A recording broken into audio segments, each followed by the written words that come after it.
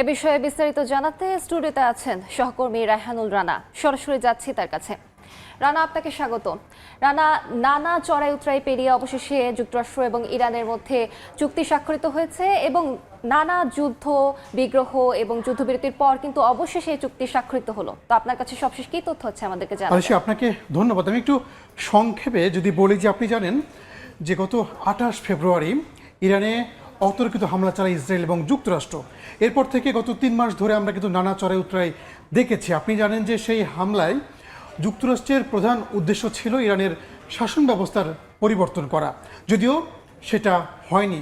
উল্টো কিন্তু ইরান প্রতিরোধ তৈরি করেছে। এরপর আমরা দেখেছি যে সেখানে হরমুজ প্রণালী বন্ধ হয়ে গেছে, যার কারণে পুরো বিশ্বের জ্বালানি একটা অস্থিরতা তৈরি হয়েছে। আপনি জানেন যে বাংলাদেশেও কিন্তু এর প্রভাব পড়েছে।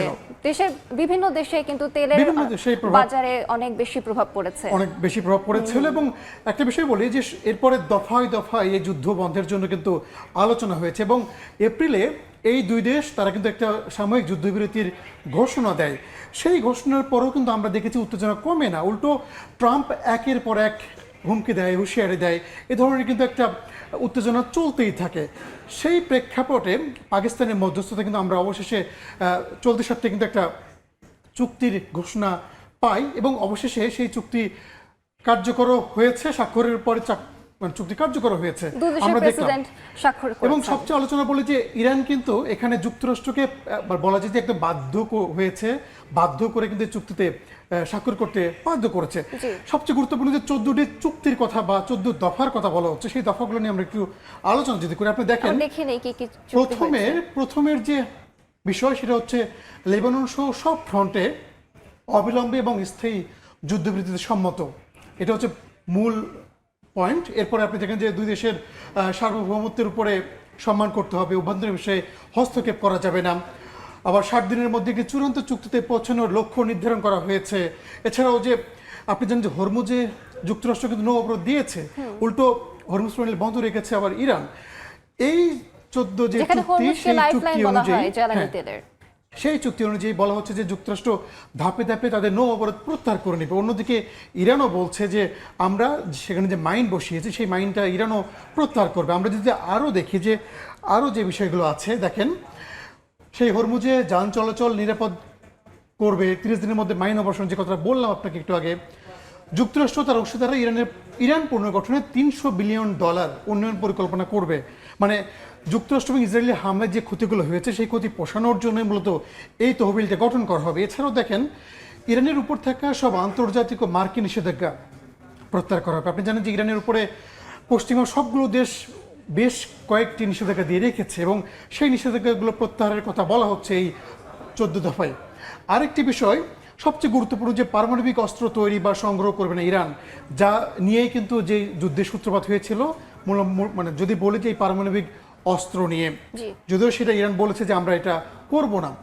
আরেকটি বিষয় দেখেন, চূড়ান্ত চুক্তি না হওয়া পর্যন্ত ইরান বর্তমান যে কর্মসূচি সেই কর্মসূচি বজায় রাখবে। একই সঙ্গে যুক্তরাষ্ট্র নতুন করে কোনো নিষেধাজ্ঞা দিবে না। আরেকটা বিষয়, যুক্তরাষ্ট্র ইরানের তেল ও পেট্রোলিয়াম পণ্য রপ্তানির জন্য অবিলম্বে নিষেধাজ্ঞা সংক্রান্ত ছাড়পত্র দিবে। এছাড়াও মার্কিন যুক্তরাষ্ট্রে ইরানের যে সম্পদগুলো জব্দ করে আছে সেই সম্পদগুলো তারা উন্মুক্ত করে দেবে। এছাড়া চুক্তি বাস্তবায়ন তদারকিতে একটি যৌথ নির্বাহী ব্যবস্থা গঠন করা হবে। এছাড়াও আরও কিছু বিষয় আছে সেই দফাগুলোর মধ্যে। আমরা যদি একটু দেখি যে আর দুইটি বিষয়, একটা হলো যুদ্ধবিরতি, নৌ চলাচল, তেল রপ্তানি, এই তহবিল বাস্তবায়ন অবিলম্বে শুরু করতে হবে। আর একটা বিষয় যে সব শেষে জাতিসংঘ নিরাপত্তা পরিষদের একটি বাধ্যতামূলক প্রস্তাবের মাধ্যমে অনুমোদন করা হবে। আমি যদি আপনাকে একটু সংক্ষেপে বিষয়টা বলি যে 14 যে দফা ইরান দিয়েছিল, একদিকে আমরা একটু আগে একটা রিপোর্টে দেখেছি যে ইরান বিজয় দাবি করছে, কারণ এই 14 দফার সবগুলো কিন্তু ইরানের পক্ষ থেকে দেয়া, যুক্তরাষ্ট্রের পক্ষ থেকে কিন্তু এখানে নতুন করে কোনো কিছু ইনক্লুড করা হয়নি। ইরান কিন্তু এই যুদ্ধ বিগ্রহের মধ্যে অনেক শক্ত অবস্থানে ছিল, তারা কোনোভাবে মাথা নত করছিল না। ইরান কিন্তু শুরু থেকেই বলছে যে আমাদের এই দাবিগুলো মানতে হবে, যদি এই দাবিগুলো মানা হয় তাহলে আমরা আলোচনায় যাব এবং তারা সেই আলোচনায় চুক্তি স্বাক্ষর করবে এবং সেটা হয়েছে। আপনি দেখেছেন যে যদিও আগামীকাল মানে শুক্রবার সুইজারল্যান্ডে এটা হওয়ার কথা ছিল, কিন্তু তার আগেই আমরা দেখেছি গতকাল রাত্রে এই চুক্তি স্বাক্ষর হয়েছে। যদিও সরাসরি দুই নেতারা কিন্তু ছিল না, একজন ফ্রান্সে ছিলেন আর একজন ছিলেন হচ্ছে আপনার ইরানে। আপনি বারবার যেটা বলছিলাম যে এই চুক্তি নিয়ে কিন্তু অনেক কথা হচ্ছে, অনেকে বলছে যে এই চুক্তি নাও চলতে পারে বা এই চুক্তি যে কোনো সময় ভেঙে যেতে পারে, এমন কিন্তু আশঙ্কার কথা বলা হচ্ছে। আমরা এই চুক্তির বিষয়ে সবশেষ বা সরাসরি বিষয়ে জানতে আমরা একটু ইরানে যেতে চাই। সেখানে আছেন আমাদের একজন অতিথি গাজী আব্দুর রশিদ, সিনিয়র সাংবাদিক, রেডিও তেহরান। রশিদ, আপনি কি শুনতে পাচ্ছেন আমার কথা? জি, আমি আপনাকে শুনতে পাচ্ছি। আপনাকে ধন্যবাদ। আপনাকে অনেক ধন্যবাদ। আপনি একটু আমাদেরকে বলবেন যে এই চুক্তির ভবিষ্যৎ আসলে কি?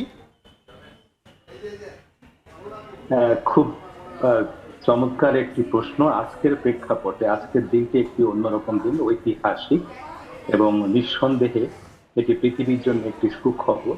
কারণ পৃথিবী চায়, সবচেয়ে বড় কথা যেটি, যে যুদ্ধ বন্ধ হোক, রক্ত পড়া বন্ধ হোক, এবং ইরান তার ন্যায্য অধিকার পাক, তার যে সমস্ত সিল করা বা ব্লকের যে মানি ছিল সেগুলো পাক, ক্ষতিপূরণ পাক, এবং ন্যায্য অধিকারে চলে আসুক। এখন চুক্তির ভবিষ্যৎ, চুক্তি হয়েছে, খুব ভালো কথা, ডিল হলো, কিন্তু প্রশ্ন যেটা আপনি করেছেন যে ভবিষ্যৎ কি?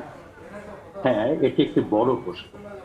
আসলে ইরানের জায়গা থেকে ডিলের জায়গায় যে কথাটি বলা হচ্ছে সেটি ইরানের পার্লামেন্ট স্পিকার জনাব হ্যাঁ ভাই, হ্যাঁ, বাকের কলিবফ খুব সুস্পষ্ট করে বলেছেন। বক্তব্যটা হচ্ছে যে আমরা আমাদের অঙ্গীকার রক্ষা করব, অর্থাৎ ইরান তার অঙ্গীকার রক্ষা করবে, তবে শত্রুপক্ষ যদি মার্কিন যুক্তরাষ্ট্র বা তাদের যারা মিত্র আছে তারা যদি প্রতিশ্রুতি ভঙ্গ করে, তাহলে ইরান তার কঠোর জবাব দেবে তাৎক্ষণিকভাবে।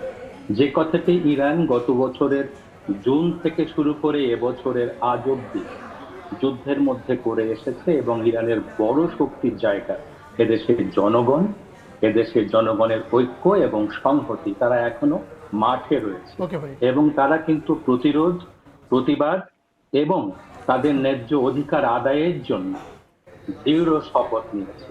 সেই জায়গা থেকে চুক্তির ভবিষ্যতের জায়গা, যুক্তরাষ্ট্র একথাও বলছে যে যদি ইরান তাদের জায়গা থেকে সরে যায়, ইরান তো কখনো তাদের জায়গা থেকে সরে যায়নি। ইরান তাদের প্রতিশ্রুতি সবসময় রক্ষা করেছে, চুক্তি ভঙ্গ করেছে, মিথ্যা আশ্বাস দিয়েছে, আগ্রাসন চালিয়েছে যুক্তরাষ্ট্র এবং ইসরায়েল। তারা আলোচনা চলাকালে আলোচনার টেবিল থেকে সরে গিয়ে তারা কিন্তু হামলা করেছে ইরানের উপরে অন্যায়ভাবে।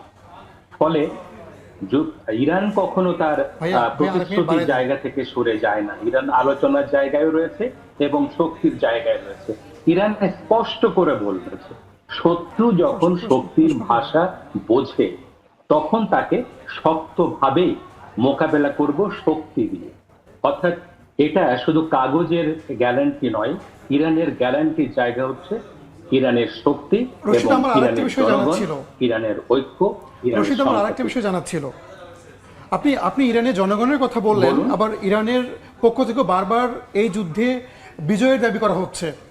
সেই হিসেবে আপনার মতামত কি আসলে? এই যুদ্ধে কি আসলে ইরানের বিজয় হয়েছে? দেখুন, আমি পুরো এই বিজয় কার হয়েছে এই কথাটা এখনই বলা খুবই কষ্টকর। তবে হ্যাঁ, আমরা এক অর্থে তো বলতেই পারি এটা ইরানের বিজয়। কারণ একদিকে যুক্তরাষ্ট্র যেখানে বিশ্বের সবচেয়ে বড় শক্তি ধরে, তো কথা তো অস্বীকার করার কোনো কেউ নেই।